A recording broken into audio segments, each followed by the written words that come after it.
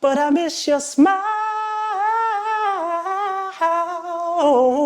Something about it just makes me whoo. For you to really love unconditionally. That's something I remember hearing a lot as a kid in church, in theory. But it's hard to really practice that when you're not in environments where you're with people that don't think like you think. And when you're put in those environments, you have to really exercise that unconditional love and put it to practice. So I encourage you, wherever you interact with people that are different from you, give them a smile. What's going on, family? It's your girl Eris, and you're watching Black Church Talk. This is for the saints, by the saints, and it's our kind of carrying on. We're here with the incredibly talented Steven Thad. What's up? Hey, it's so good to be here. Thank you so much for having me. For sure, for sure. I'm excited because when I think of musical genius, I think of you. Not only because of your lineage, but just what you've done with your music so far. I just see a long road ahead of success for you. Thank you so much. That means the world hearing that. It really does. For sure, for sure. Now let's get into it. So I was listening to your music, right? Smile, your latest single. Mm-hmm. And my first thought was, you got this young, slim guy standing like Al Green or the Isley Brothers. Where does that come from? So I got to shout out my producer, Dana Soréy. Mm-hmm. So he, that song in particular is kind of a marriage of new school and old school. He just turned 50 this year, so he's definitely bringing in that old school energy and vibe to the song. And so you marry that with a little bit of new school flair from me. Mm-hmm. And that's how you get somebody as young as me sounding as old as like an Al Green or as seasoned as Al Green or the Isley Brothers, Ron Isley or Marvin Gaye. Yeah. Love it, love it. Now the song isn't gospel, but you're a church kid, right? Yes, I am. I'm definitely a church So kid. You grew up in the church? I did. So my grandfather is a pastor. He's still a pastor today. I grew up singing praise and worship. My mom is a praise and worship leader. My uncle was the minister of music is still the minister of music at my grandfather's church in DC. So that was my whole life. Like we couldn't listen to music outside of gospel music growing up. Like that was very much so our lives as kids. Yeah. Same. And I heard you mention that one of the things that got you into listening to other genres was that, you know, the Christian music that was available to you at the time didn't necessarily do a great job at connecting with the emotions you were feeling in everyday life, right? Yeah. So we got music to praise God to, but what do you listen to when you're going through a breakup or something like that? Yep. And I had to learn to be okay with that. It was hard in the beginning because it felt my body just had to get used to really understanding and listening to what people were going through the other songs outside of gospel music. That's really how it started for me. I just listened to like a lot of SZA at the time, like Jasmine Sullivan, just to hear like what people outside of the world that I grew up were even going through. Because I had no idea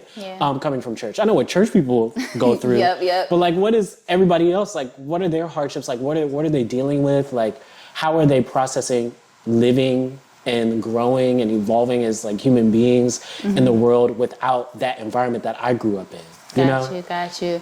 Now, I don't know, because I also wasn't allowed to listen to secular music. Yeah. And of course, we sneak. I'm curious, do you have a story of like sneaking to listen to secular? Because my moment was Angel of Mine by Monica. Oh, really? I saw it on the TV, the video at a friend's house. Then my friend up the street had the cassette. She let me borrow it. Wow. My mom opened my cassette player and said, "What is this?" I just had to hear Angel of Mine by Monica. Wow. No, I definitely have like similar stories. I know, so on my mom's side of the family, my mom's side definitely leaned a little more towards listening to R&B. Okay. So there will be songs that, because we were kids, they didn't understand that we were processing what we were hearing at such a young age. Yeah. So they wouldn't have like explicit stuff or anything playing, but they just had like regular tame R&B playing in the background. I think one day like I was singing a song that I had heard like maybe in my aunt's car or my grandma's car. Yeah. And I was like, where did you hear that? The trauma. I was like, wait. I even had to remember where I heard that from. Yeah. But no, like that, I think that's just a testament to how musical I was as a kid and my siblings as well.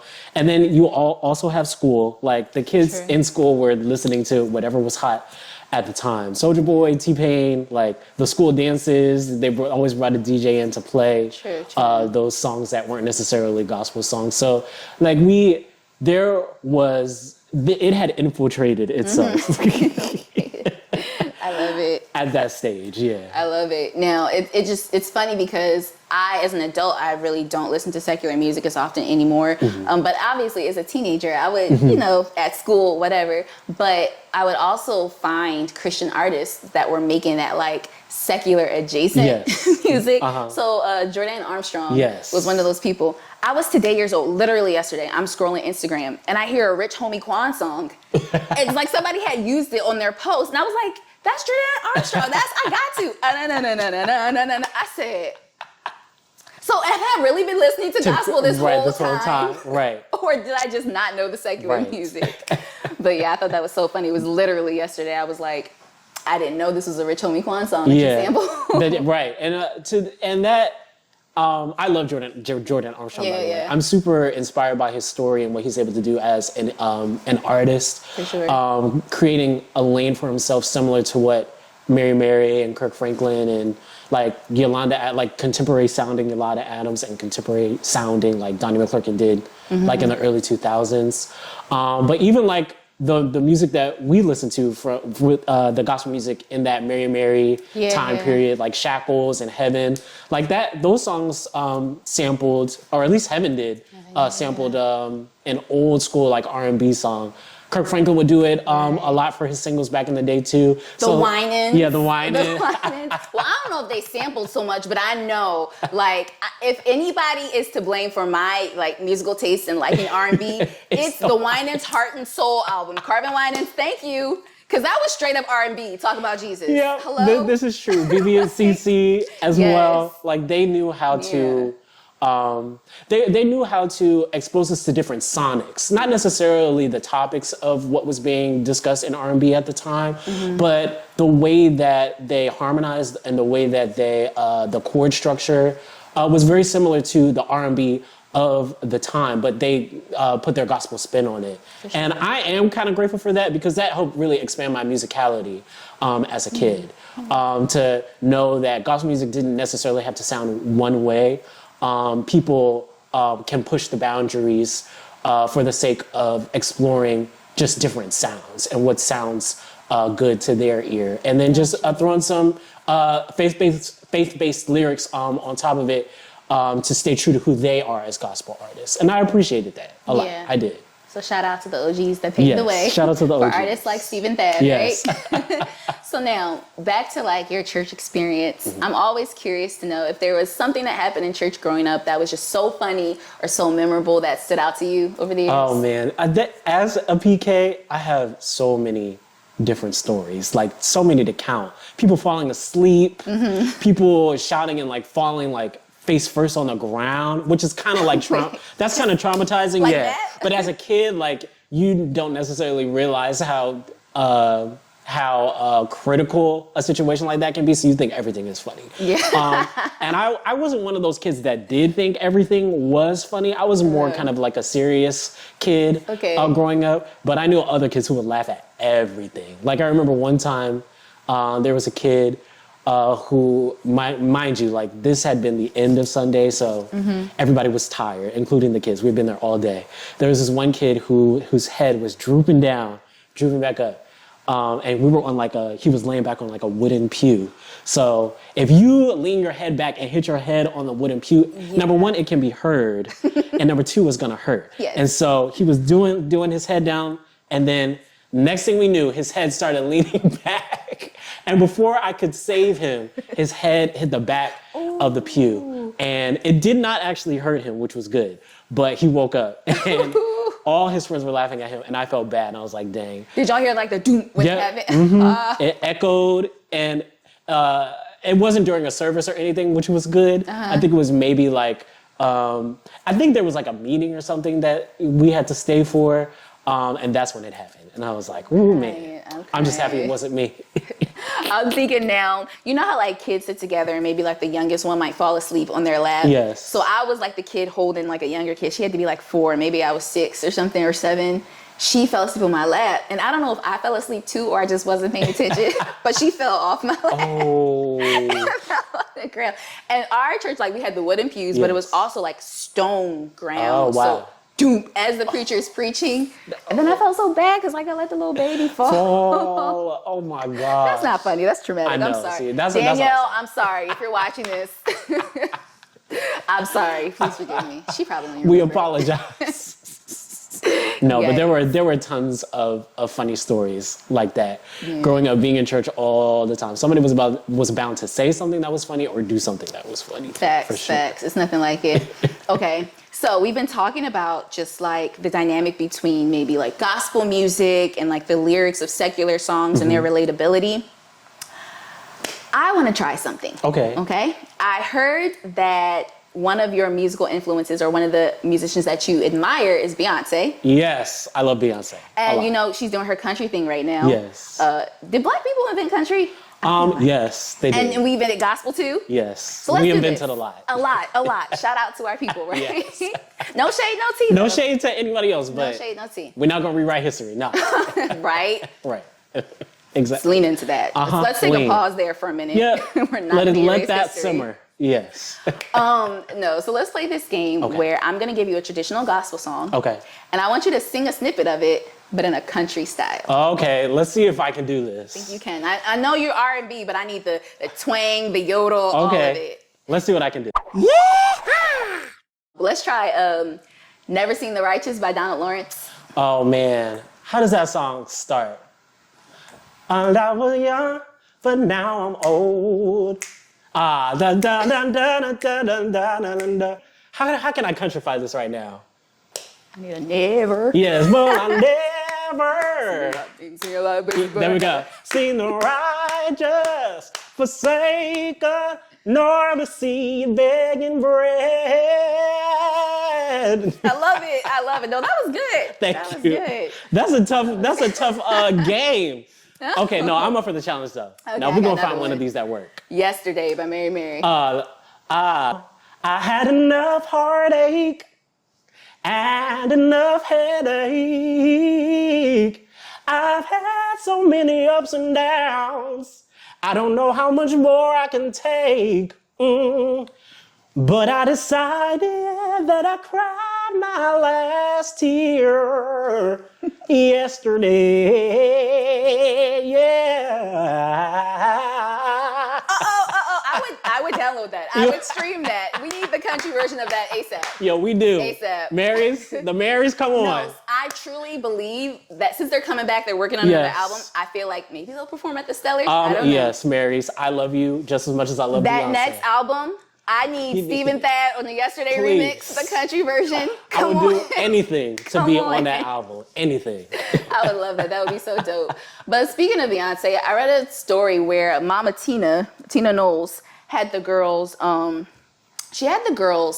give their money from some check royalties. I don't know what it was. Oh, yeah. But they wanted to buy new fancy cars. And she's like, instead of buying the cars that you want, maybe get a less expensive car and donate the rest to the church. They needed like church vans. Yes, I do remember this story? story. So that got me to thinking, right? When Smile hits #1 on the BMI charts, you getting the royalty checks and Yes, stuff. we're speaking it. What are you buying for your church? What am I buying? That's a great question. Maybe giving to the saints. You know what would be nice? A scholarship. Ooh. Maybe for STEM, maybe specifically for Black women in STEM, if any Black women that go to my church are interested in STEM, but it doesn't have to be STEM. But I know how important college is. I know how important it was for me just to obtain a degree in higher education.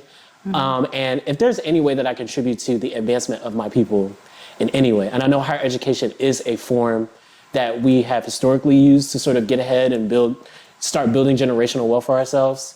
If there's any way that I can help us do that, I would. And that's the first thing that I thought of was a That's scholarship. amazing. I love that Yeah. answer. That was a tough question. That too. is a tough question. That's a tough question. Yeah, y'all thought I was gonna say TV, new mics. No, we're educating the kids. Let's start there first. I love it. That's a really good answer. Okay, so I think what I really want to know about you is hearing your music now and seeing you in person. You do a great job at like representing your brand and just what you're about. But I don't know if a lot of people know that you're the son of a drummer that worked with legends like Ty Trivet and Dana Soréy, but you don't play the drums. No, I do not. I do not play the drums. I tried. My hand-eye coordination is not as good as I would like for it to be. But never say never, though. Never say never. Never say never. Do you think that experience growing up with, successful, talented men like that in your life, godly men like that in your life, do you think that that's impacted your music career at all? Absolutely. I wouldn't be the musician that I am if it were not for them. If it weren't for Ty, if it weren't for the choir, GA, if it weren't for Soundcheck, I'm so grateful to have grown up in a time where they impressed upon me their innovation. Because what they did has not been replicated till this day.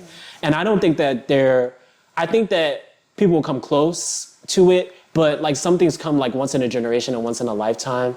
And that was really one of those moments. And even as a kid, I understood that. Like you would think being a kid, like you don't really know what's happening, you're just happy to be around. No, I understood how musical those albums were. Victory, Standout, Life, Fresh, and so on and so forth. And I'm just grateful to have experienced the emotion and the musicality at that young age, because that really laid the building blocks for the person you see today. Amazing, incredible. And you're not only musically talented, but you're low-key a genius. I don't even know if it's low-key. What was your major in college? So my major was biomedical engineering, but don't freak out. It sounds complicated. Biomedical engineering sounds complicated, but it's not as complicated as you think it is. Just a good amount of math. Just get past the math. Get past the chemical engineering, which is not that bad. Most of it's just memorization. After you get past after you get past Orgo 1, the rest is just memorization. Because nobody knows what's happening. It's organic. Yeah, organic. See, are we even smart enough to know what that abbreviation is?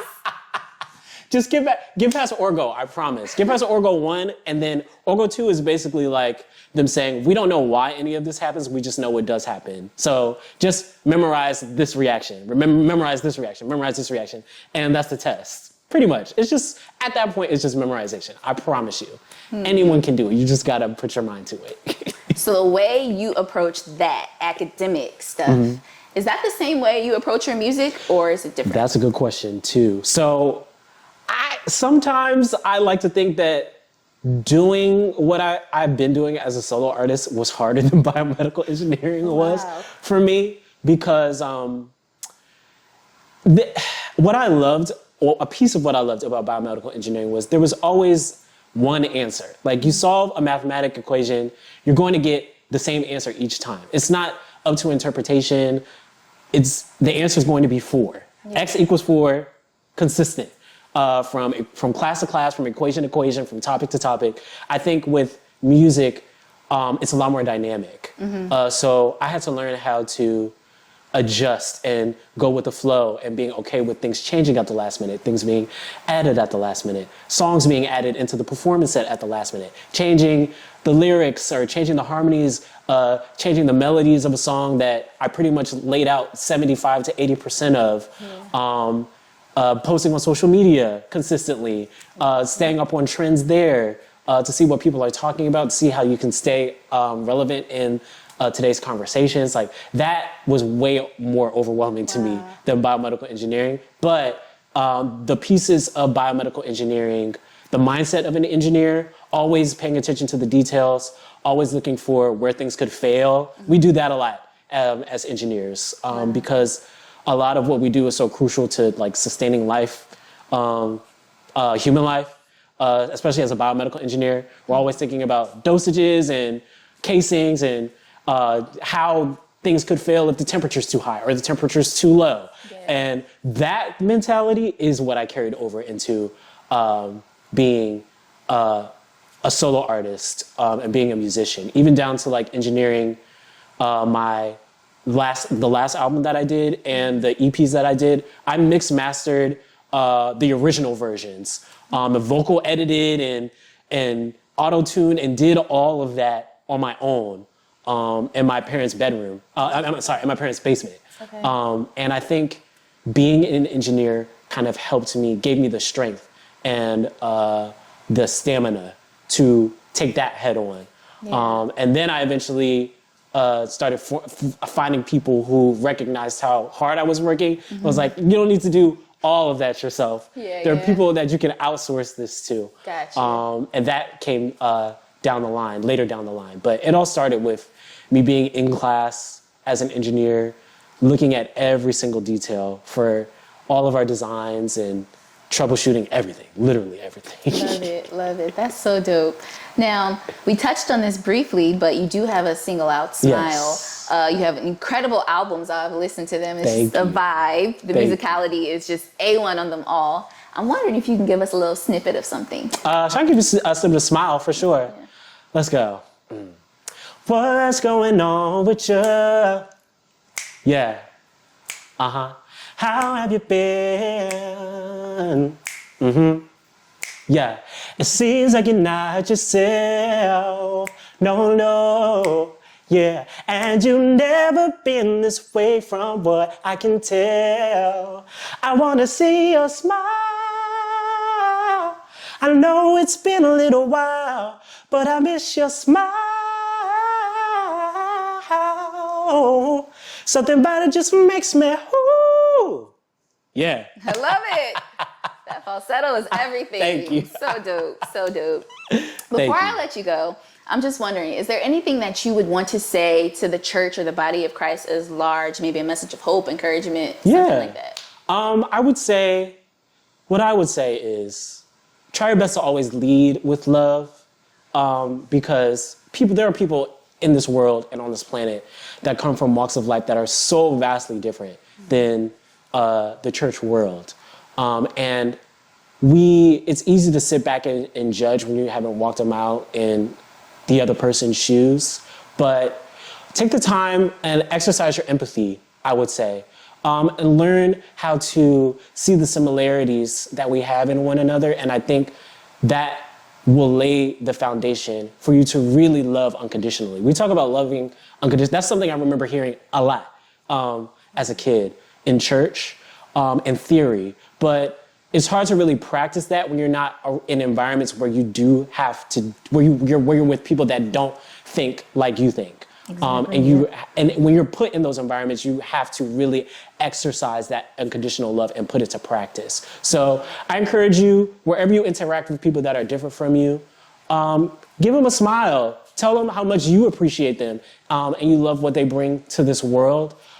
Take them out to lunch, have a conversation, a friendly conversation with them, get to know them, because you'll be surprised how something as small as that could go a long, long way. For sure. Amazing. Thank you so much for chatting with me today. I really enjoyed this. Thank you for having me. This was great. I can't wait to come back because I'm definitely coming back. For sure. Don't forget to like and subscribe. Now, I usually do this when I say bye or whatever. Oh, but yeah? DJ Monsky got over, he's making fun of my little peace sign. So I got to come up with something else. Let's see. Okay. Be sure to like and subscribe. Yeah, I like that. Until next time. Yes.